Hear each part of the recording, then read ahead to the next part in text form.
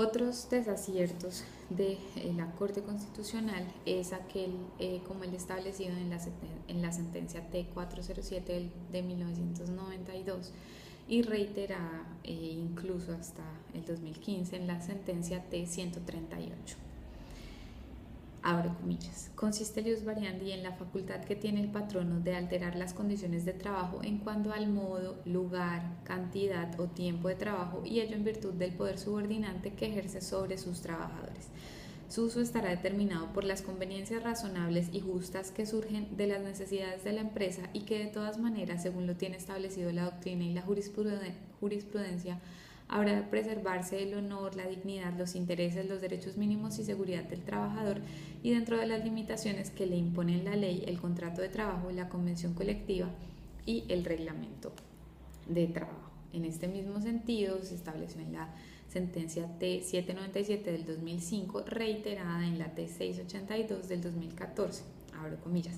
El ius variandi es una de las manifestaciones del poder de subordinación que ejerce el empleador sobre sus empleados y se concreta en la facultad de variar las condiciones en que se realiza la prestación personal del servicio, es decir, la potestad de modificar el modo, el lugar, la cantidad o el tiempo de trabajo, como ya quedó establecido cuando estamos hablando del lugar en materia de derecho laboral individual privado. No estamos ante el ejercicio del ius variandi, sino ante una modificación del contrato de trabajo que requiere la aceptación del trabajador. Bueno, dentro de las conclusiones tenemos entonces que aplaudimos la labor de la Corte Constitucional en estos 25 años por humanizar y sensibilizar la aplicación de las normas laborales y actualizarlas mediante su interpretación, pues en algunas ocasiones son artículos vigentes desde hace más de medio siglo. Destacamos su arduo trabajo para concientizar sobre el alcance de los derechos fundamentales de los trabajadores. Segundo, señalamos que, como diría nuestro rector, todo es perfectible y la Corte Constitucional debe corregir no solo la inconsistencia conceptual, sino principalmente las consecuencias fácticas que se derivan de esa inconsistencia conceptual y que se materializan en la realidad,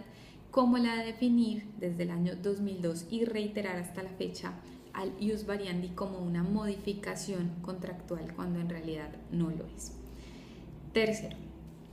la subordinación es un concepto que permite definir los límites del ius variandi, pues modificación no es variación contractual. Por ende, lo que no está en la legislación no puede ser considerado como ius variandi, salvo que exista un pacto en contrario, como el establecido en la convención colectiva, en el contrato de trabajo, etc.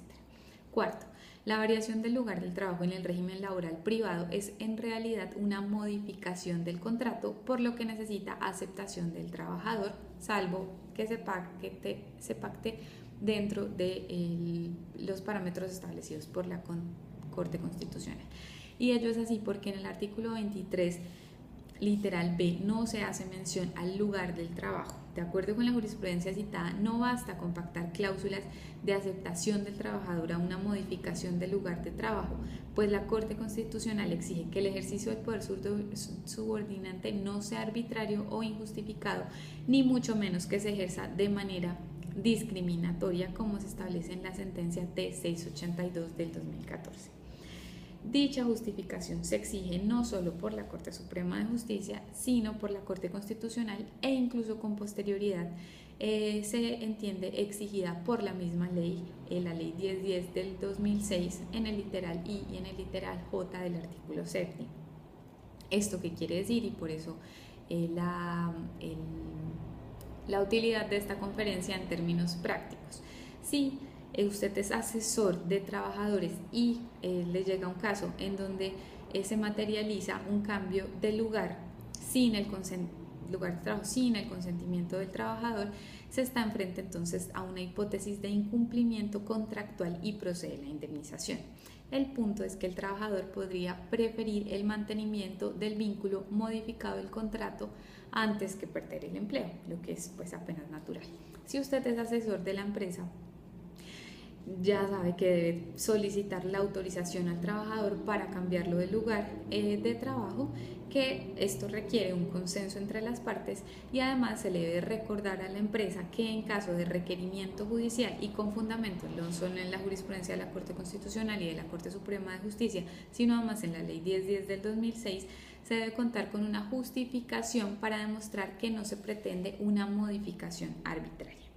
Sexto, la Corte Constitucional exige al empleador que valore la situación particular del trabajador cuando va a ejercer su poder unilateral. Esta carga impuesta por la jurisprudencia se convierte en obligación cuando lo que se pretende realizar es una modificación del contrato, y además de la sola consulta del trabajador requiere de su aceptación expresa por constituir un cambio en las condiciones contractuales.